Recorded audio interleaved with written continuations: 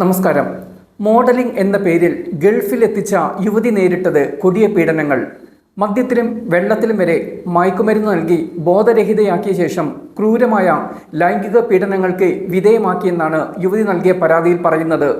എതിർത്തപ്പോഴൊക്കെ ക്രൂരമായി ഇവർ മർദ്ദിച്ചിരുന്നുവെന്നും യുവതി പറയുന്നു.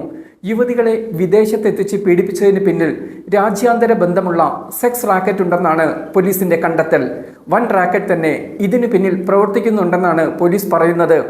മോഡലിംഗ് മത്സരത്തിൽ പങ്കെടുപ്പിക്കാമെന്ന് പറഞ്ഞാണ് യുവതിയെ ദുബായിലെത്തിച്ചത്. അവിടെ എത്തിയപ്പോഴാണ് സെക്സ് റാക്കറ്റിന്റെ കയ്യിലാണ് എത്തിയതെന്ന് യുവതി മനസ്സിലാക്കിയത്. പണം വാങ്ങിയും വിദേശത്ത് ജോലി വാഗ്ദാനം ചെയ്തും സിന്ധുവും അലീനയുമാണ്. വീട്ടിലേക്ക് പോലും ഇവർ നഗ്ന ദൃശ്യങ്ങൾ അയച്ചു നൽകി. കുഞ്ഞിനെ കൊല്ലുമെന്ന് പറഞ്ഞ് ഭീഷണിപ്പെടുത്തി. വിസയ്ക്ക് നൽകിയത് 4 ലക്ഷം രൂപയാണ്.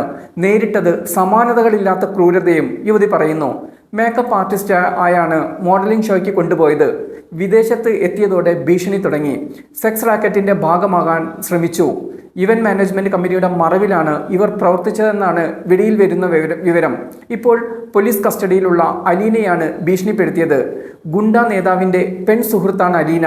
മോഡലിംഗ് ജോലിയാണ് ഇവർ യുവതികൾക്ക് വാഗ്ദാനം ചെയ്യുന്നത്.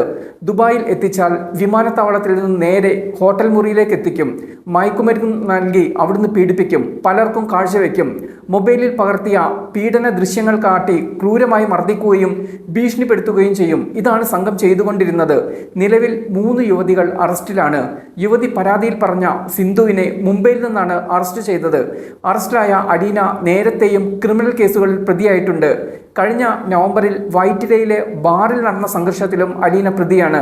അലീനയ്ക്ക് കൊച്ചിയിലെ ഗുണ്ടാ സംഘങ്ങളുമായി അടുത്ത ബന്ധമുണ്ട് എന്നാണ് ഇപ്പോൾ വെളിയിൽ വരുന്ന വിവരവും.